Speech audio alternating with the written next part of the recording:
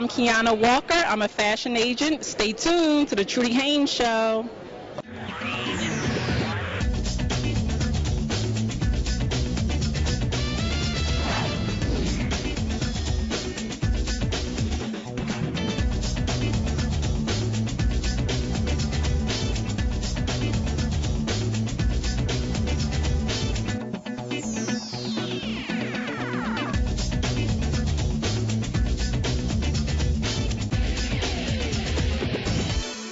Hello, I'm Trudy Haynes. This is the Trudy Haynes Show, and today you're going to meet Shemaiah Bay, who's an astrologer, and he's going to tell you what the stars have to say about your life and your future.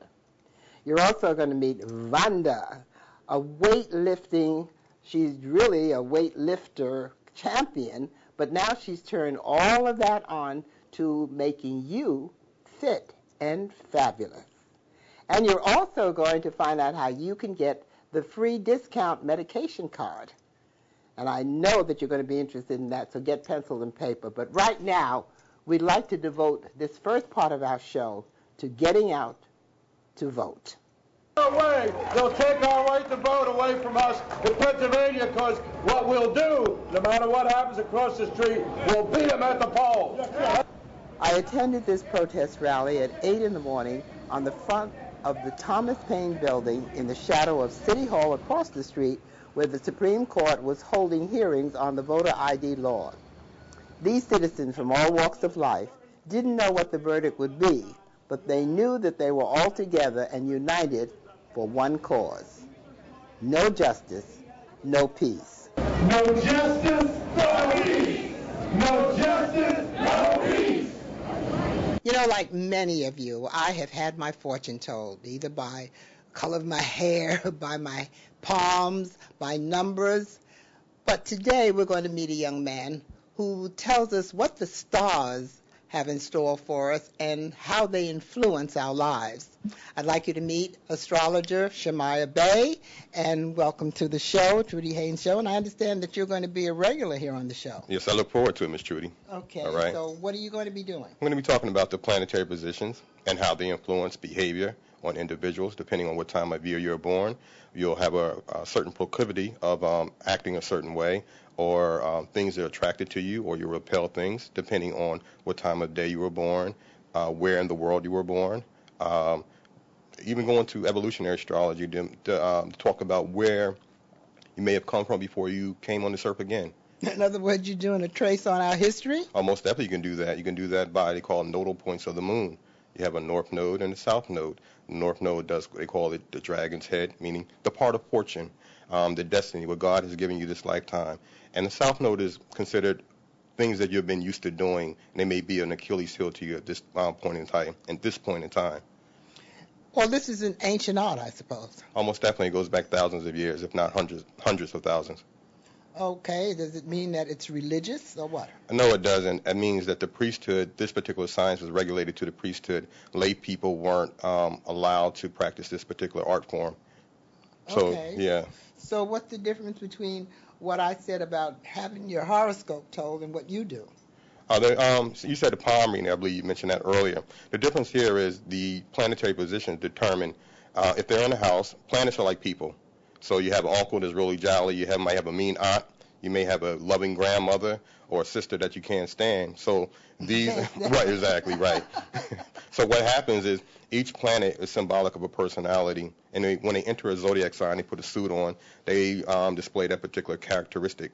When there's 12 houses in the zodiac, and depending on what house is something going on, will determine where the action takes place. For example, the 5th house, you would do really good at gambling if you had certain planets there and it was in a good position. Gotcha. Exactly. There it is. Like the 8th house deals with romance, sex, death, birth, and regeneration. So each house has a particular, how can I put it, behavior or an environment where things take place. So you're not really telling me my future, but how the stars influence my future. Oh, most definitely. You can determine, you can't say that the number tomorrow is going to be 573. And don't depend on numbers. No, I'm not saying that. I'm not saying that. But what you can say that like when you hear a weather report, that it's most likely going to rain tomorrow. So if you take an umbrella, then you might not get wet. Still going to rain, but if you take an umbrella, you won't get as wet. So in astrology, they have something called electional astrology. What electional astrology does, it tells you at a particular period of time, this you may encounter.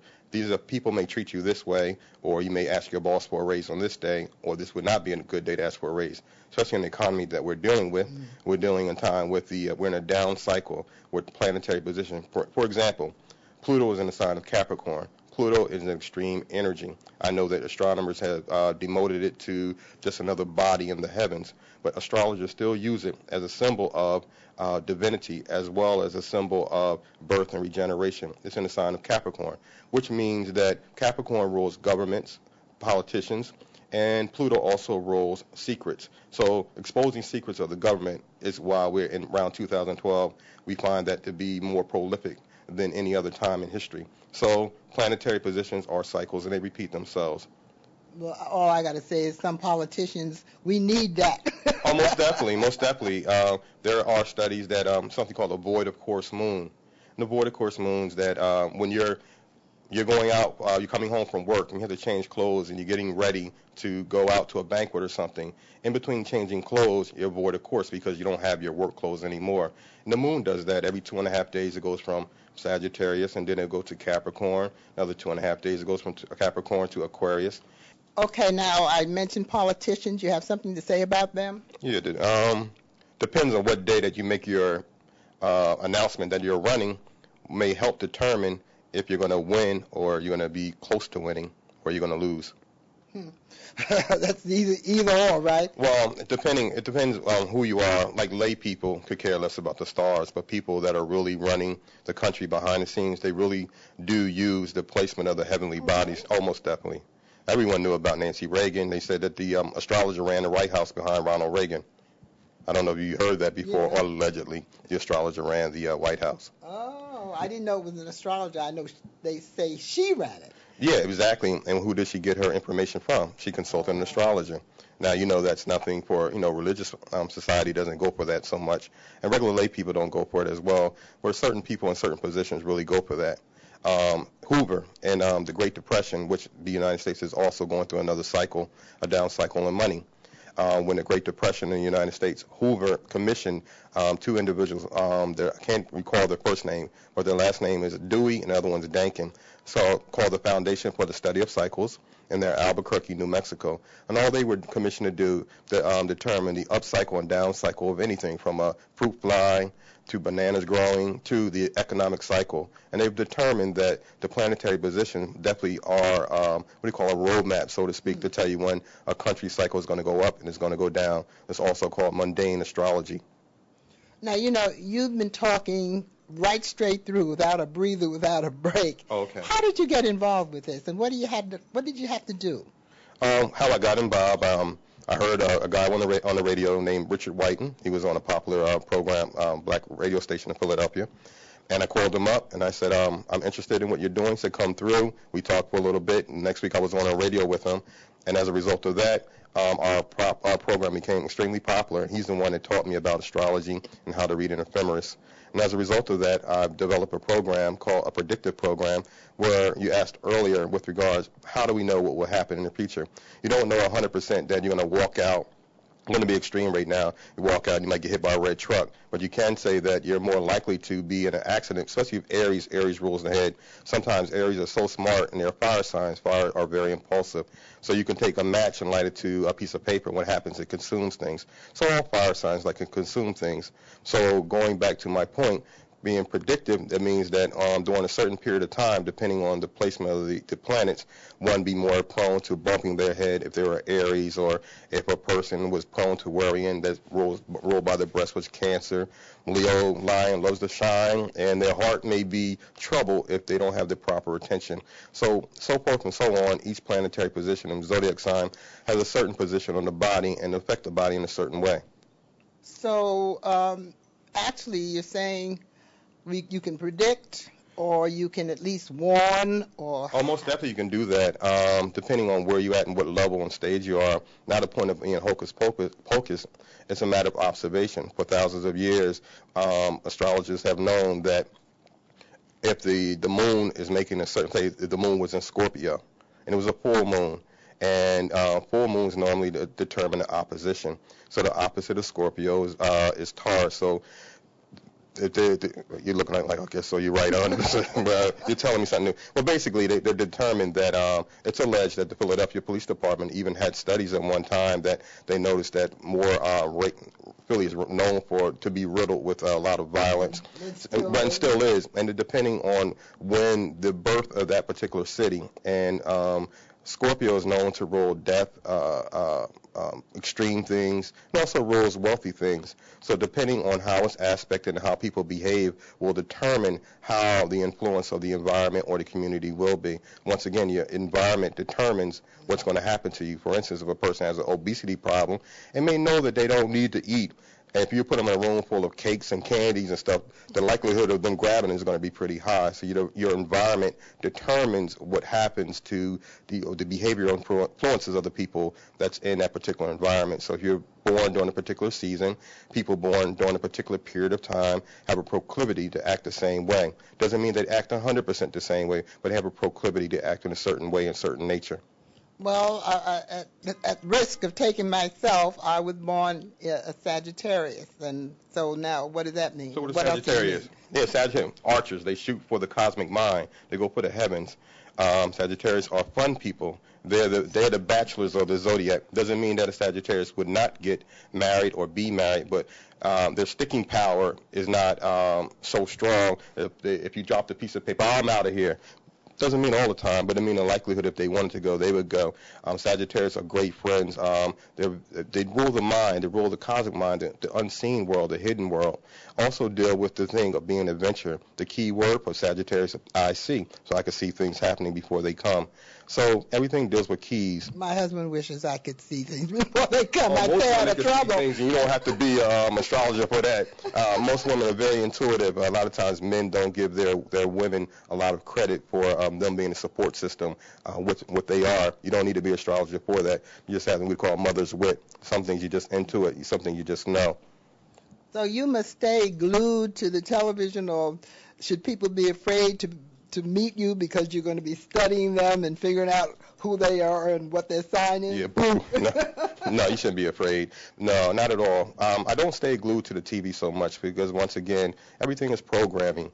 In my opinion, we program people to behave a certain way.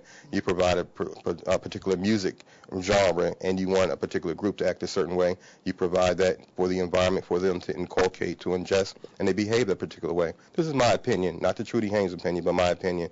But to answer your question, I do look at have a program called Time Map, which I mentioned earlier, and with regards to that, I'm able to see the influences on me from outside people, and also my internal influences. So that's what I do. So I don't necessarily be stuck on watching TV so much and listening to the radio. And there's no need to be afraid of me or afraid of people myself. Once again, you have your own mind. The Creator, God, lives within you, and that voice talks to you. I'm not going to say, Trudy, you need to go here. But something in you can tell you that without being an astrologer, that this person is a good person or that person not so good a person. And unless you're that type of person, then there's no need to be around them. So some things is common sense. You don't really need to be an astrologer for that. But if you need a reading, you can always give me a call, contact your show, and we can take it from there. Well, you certainly have a lot of information. Where can people get in touch with you? Of course, here. Oh, most definitely. You can call me at 215-241-8773. Okay. Vonda Klein went from being a champion bodybuilder to building bodies for a healthier lifestyle. This is Vonda back in 1990 to 2000, when Vonda was a national champion as heavyweight contender. She won several contests, including the Junior National in Texas. But then in the late 90s, Vonda changed her mission from building muscles to building souls, sharing her health and talents to helping others achieve a better and healthier life. The 5'7.5" middle-aged beauty looks terrific today and maintains excellent health habits. But she also shares her knowledge and her know-how talents with others. And we have brought her on board here with the Trudy Haynes Show to share that know-how with you. I think exercise is very important. Exercise is a part of life. When you look good, you feel good, and it's a part of my daily routine because it helps me with my health, with blood circulation, with not being fatigued. It builds self-esteem, it builds your confidence, and it's just a good overall well-being lifestyle. I believe everybody should partake in that. It gives you longer life, longevity, healthy bones, feel good, look great type feeling. So it's very important that one should exercise. It can help heal as well any symptoms or problems that one is having with their body if they're doing it in proper maintaining it properly. Not overextending yourself to where you can hurt yourself, but where you're actually healing your bones and repairing those joints. Physical exercise can help accomplish all those things. But you took it a step further. You took in or prepared yourself for bodybuilding, so to speak. Yes, I did. It wasn't planned intentionally. It was sort of me doing a show. By me doing that one contest, that led me to want to compete because I won. So I said, I'm going to do this again. I liked it. I kind of caught the bodybuilding bug, you would say. So I continued on to get bigger, to get more developed, and to go further as far as I can take it.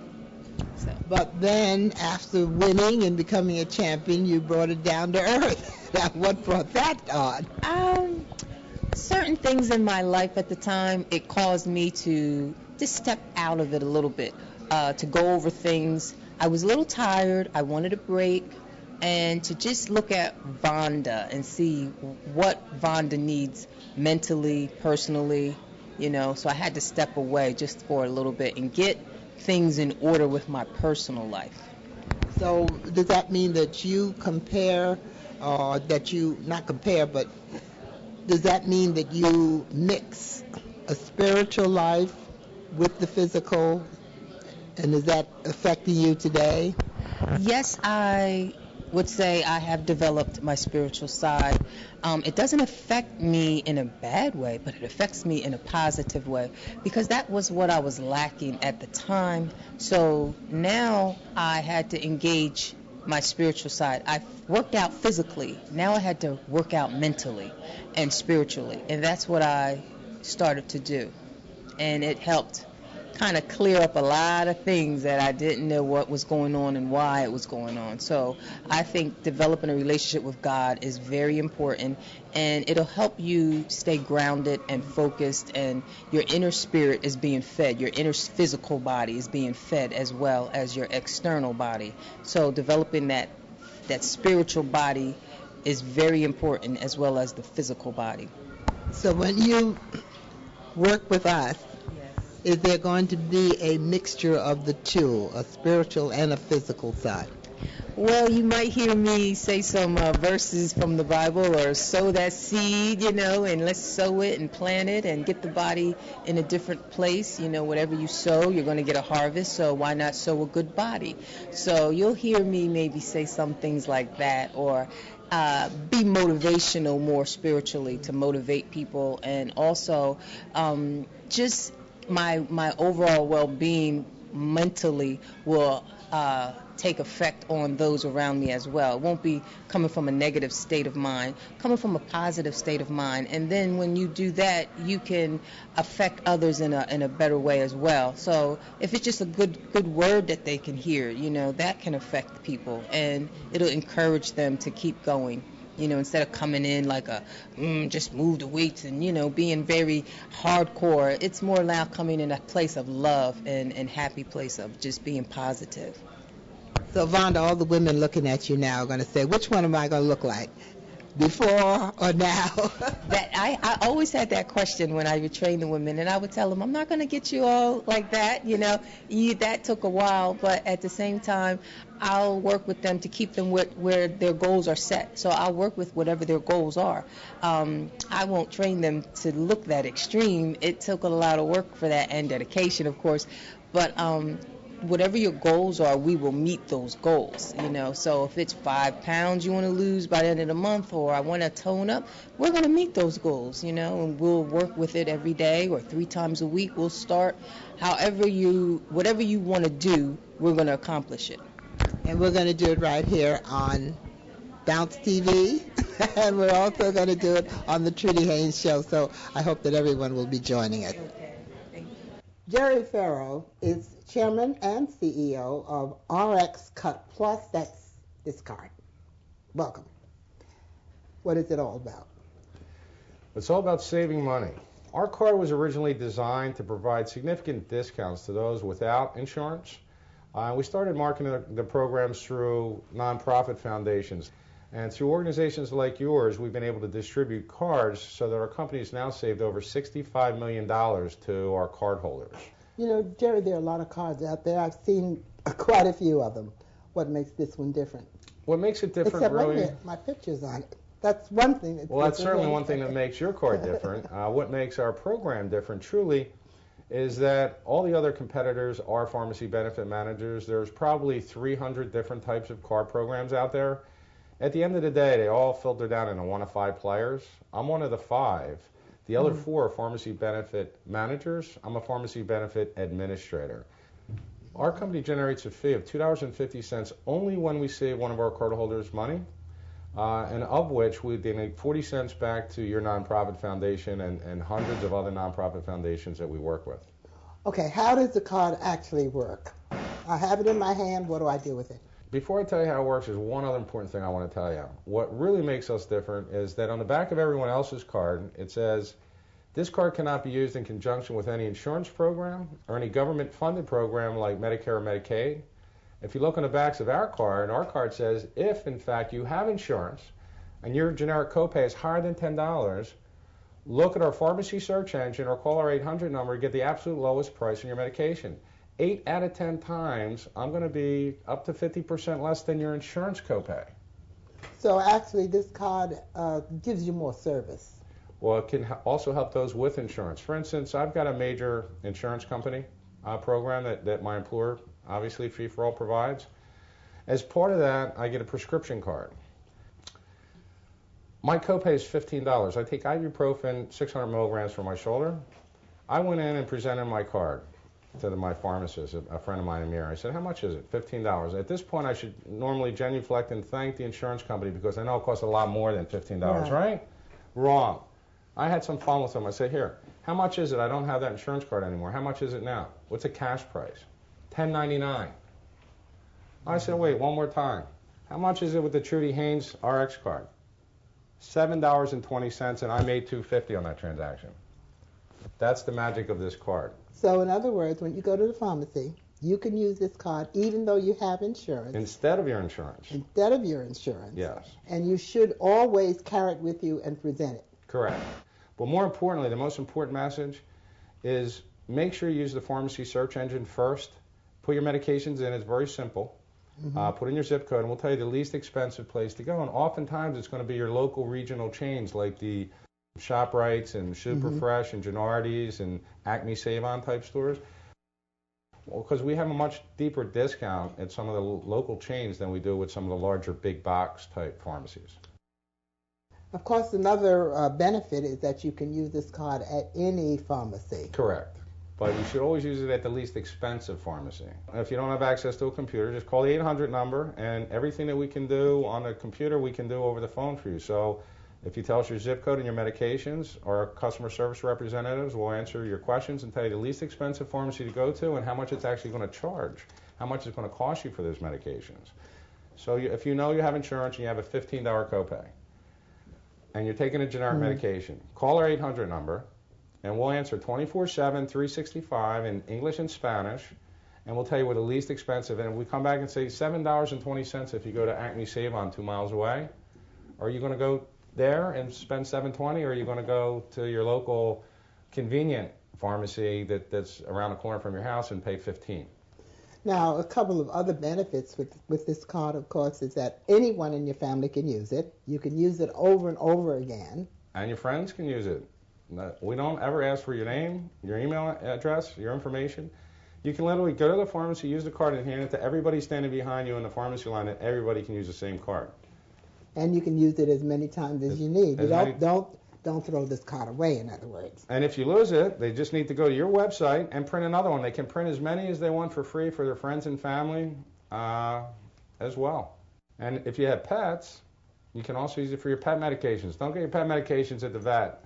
You can actually take Snoopy's prescription to your ShopRite or your Acme Save-On store and get a significant discount. Normally, the markup on veterinary medications is about 300%.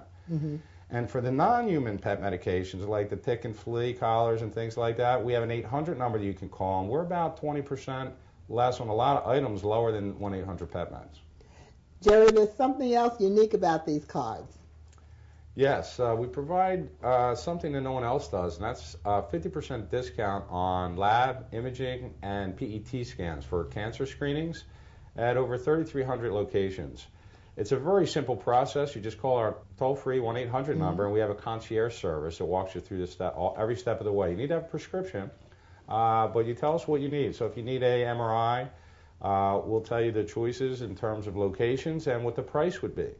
If you agree to move forward with the procedure, all you need to do is simply charge the procedure in advance. We'll set the appointment at the lab or imaging center of your choice. And we'll send the results out to your doctor and to you and to as many other individuals as you'd like us to. So, all right, let me just get it straight now. As a wrap-up, what are you guaranteeing? I'm guaranteeing you the lowest price at the pharmacy. Your insurance copay.